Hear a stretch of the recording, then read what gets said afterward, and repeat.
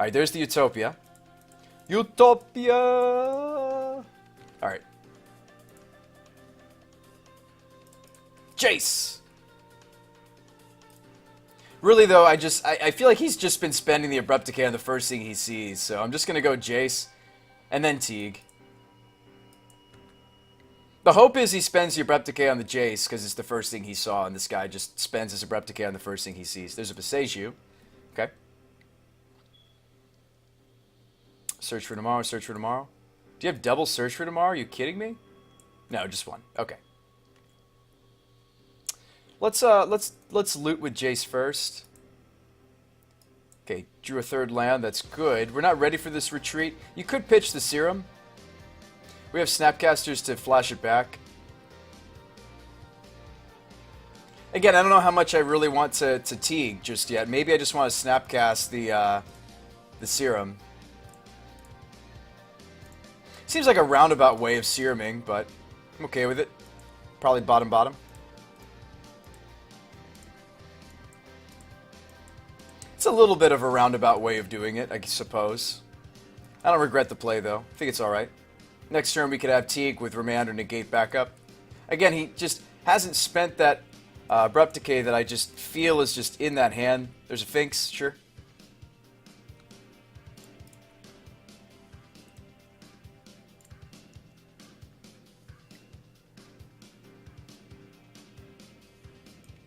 So we need to play Big Jace before we deploy the Teague. Let's see what we get off this Jace Prince Prodigy first. Negate's better in the matchup than the Remand is. Don't need double Teague unless we assume he's going to spend an Abrupt Decay on the first Teague. That would be the only reason to keep double Teague. Shock myself. Deploy Big Jace. This also means not flipping Little Jace. I think he just minus and then chump with Snapcaster. If he wants to spend an Abrupt Decay on the Snapcaster, we're more than happy. Just to get the Big Jace off the table. So a lot of meat here, Spell Skite. Because we have double Teague, I'm actually more interested in the Knight. I'm going to take the Knight. You could take the Skite Snapcaster. I'm going to take Knight. Spawn says, I voted for Robopod. I misclicked my vote, dumb phone. What's up, Jufro? How's it going? Sizzy Gizzy says play a third deck. I could, just to troll you guys instead of playing one of the ones I'm letting you vote for, but that would make everybody very sad. Looks like Nightfall's winning just by 1 vote. No, Lumbering Ascendancy is winning by 1 vote, excuse me. 29 votes. You guys still have time to vote. I'm going to let you guys vote all the way up to, let's say, 5 minutes before the daily. So you have another...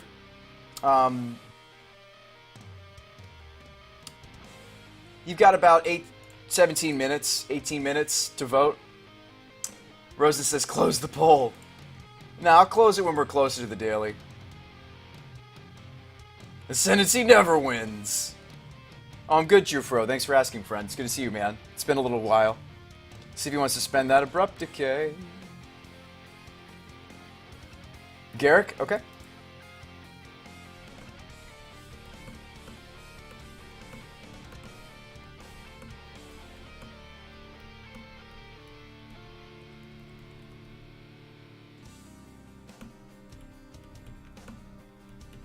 Another Finks. Okay.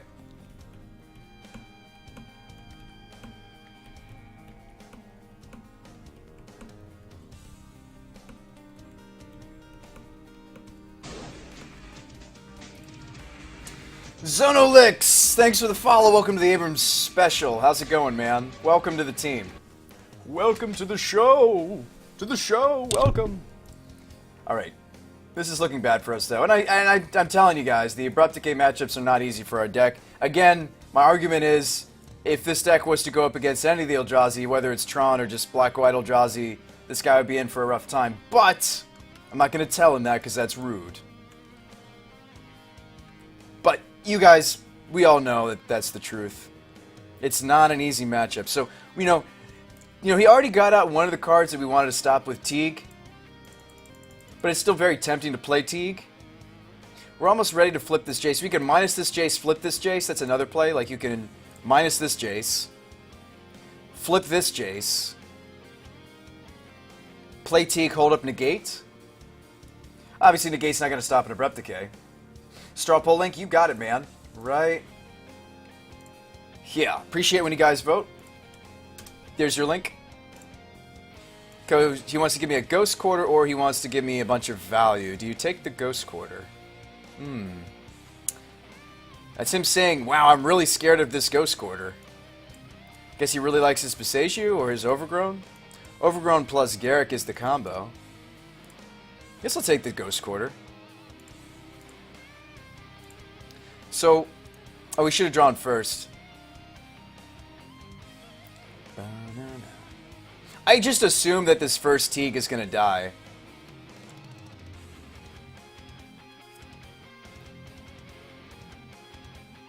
I think it's greedy to keep the retreat. I think we just better off with the creatures. We flip Jace. We could flashback Serum. I think we're just supposed to Ghost Quarter the Overgrown. You can hit the Passagio too. I'm going to hit the Overgrown Tomb though with the Utopia Sprawl on it. I think both are reasonable plays. I'm probably just going to do this.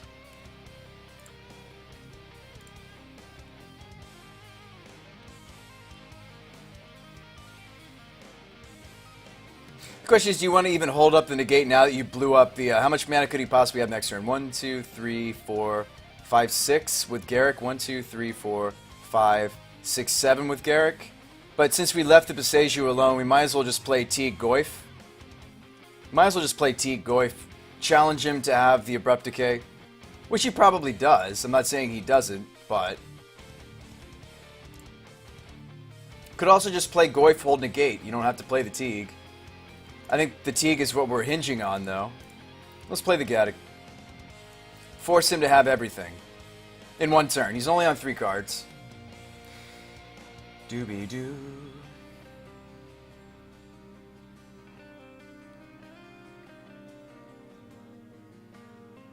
Thinking Infect, I get it kicked out of the hole, making my opponent afraid of tapping out thing.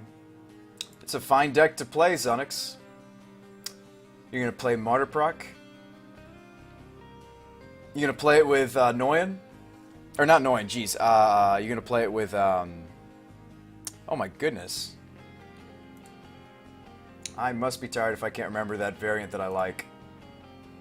There's a variant of Martyr Proc I'm actually really interested in. Okay, he's untapping. What do you got? Is this the Death Cloud? Oh, a Swag Tusk. Gross. Okay. Well, but this Tarmogoyf rumbles with this... Because, again, look at this coming up again. Planeswalker, Enchantment. I mean, this Tarmogoyf rumbles with this Thragtusk. If he had the Abrupt Decay, he would have spent it. You want to rumble? Let's go. My board state rumbles a little better. Rumbles a little better. So do you flashback, or do you shrink?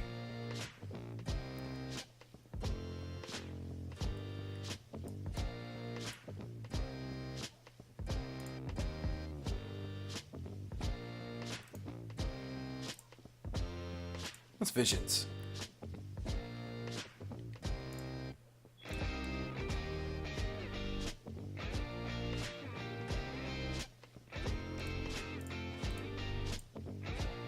Rumble in the jungle. Have another Tarmogoyf. Now, does he have any profitable blocks? Let's do the math here. He's got a 5-3. This is a 6-7. He throws this Sphinx or this Sphinx plus the Thragtusk in front of the Tarmogoyf. It's not worth it to attack just yet.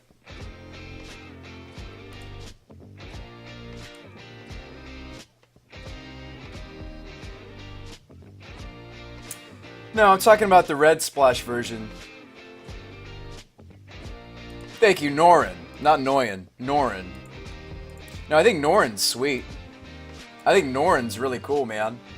Get a lot of triggers. Even just one Norin seems good.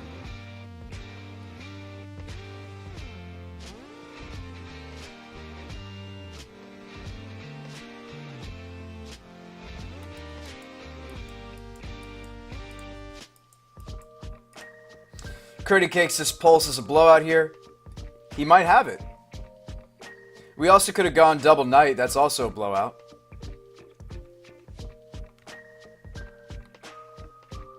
But then again, how many pulses do you think he really has in the list? That's what you need to be thinking about.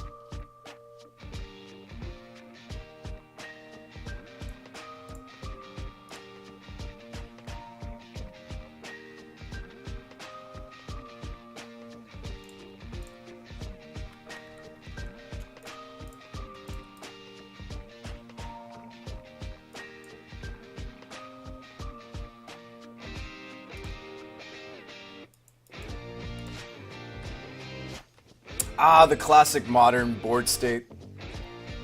Classic bunch of derpy green creatures on the table board state.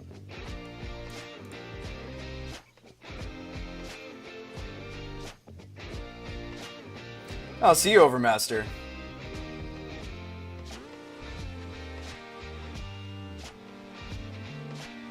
Your win condition is A, Modern Sarah swinging for 6, or B, boring your opponent to death. Speaking of boring to death, this guy's only got 6 minutes left.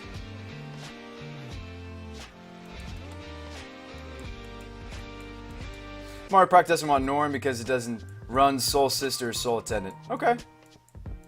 So it's just a different strat. Gotcha. I kind of roped those two decks into a very similar vein, but I feel you. I understand. You want to rumble? Let's do it. So we're going to have to do some clutch blocking here. And he may have run the numbers. I mean, we might be dead. We only have 13 life points, right? We block, block, block, block. All going face. He may have run the numbers. We might be dead. Well, let's think about our blocks. So we've got a Tarmogoyf block here that seems good. We've got a Tarmogoyf block. Do you really want to hit the Thragtusk? Maybe. Actually, maybe interested in this Beast token. Probably ignore the Finks as much as we can, but we might just need... Let's see. So 5's getting through.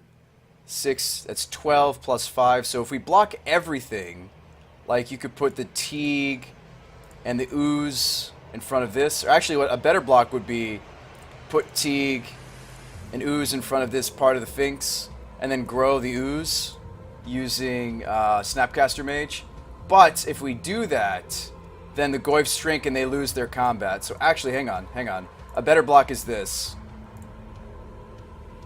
Because if we Snapcaster, I do believe, is the only creature in the yard. So we're going to take exactly 13? I think we take exactly 13. Are we exactly dead? I think it's Exactsies, unfortunately, right? So this is 1 damage being trampled over. And then this is 12. It says 13. And again, if I gain the life here, the... well, we lose both the Tarmogoyfs. Hang on, maybe there's a different way we could block. What about this? What about block like that? Block like that. And then do some chump blocking with the Ooze and the Gaddock, and then gain the 1 life off the Snapcaster. It doesn't actually matter where we block on these two, we just have to gain the life. Does this save us? No, because the Tarmogoyfs are going to shrink, right? Well, no, they'll shrink to a 5-6, and that still soaks up all the damage from the Finks. So hang on a second, let's do the math again. So we're going to take 4. We don't take any damage here. But this is an overblock with this Tarmogoyf, right? I think this Tarmogoyf has to go in front of a 6 for us to live, right? Let's do the math. 1, 2, 3, 4, 5, 6, 7, 8, 9, 10, 11, 12. I count 12 if I block like this. And we get to keep the Tarmogoyf, at least this one.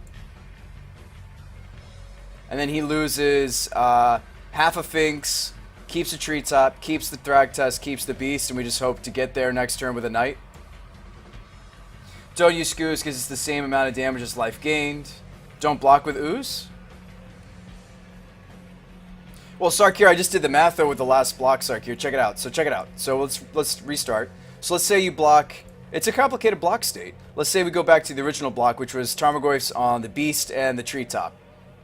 So if you do this block, Sarkir, so we're preventing 12 here, right? But there's still 12 plus 5 here.